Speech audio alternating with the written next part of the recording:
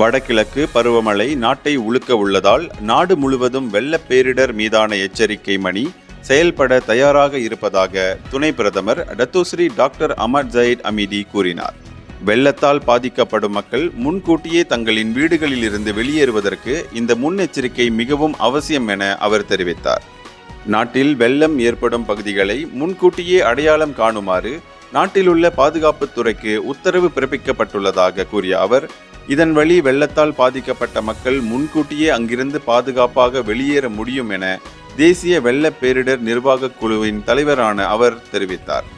குறிப்பாக உள்ளே நுழைவதற்கு சிரமப்படும் புறநகர் பகுதிகளுக்கு உதவும் வகையில் இராணுவப்படை, தீயணைப்பு மீட்பு படை, போலீஸ் ஆகியோரை அங்கு அனுப்பி அங்குள்ள மக்களுக்கு வெள்ளம் குறித்து தகவல் கொடுப்பதற்கான ஏற்பாடுகளும் செய்யப்படும் என அவர் கூறினார்.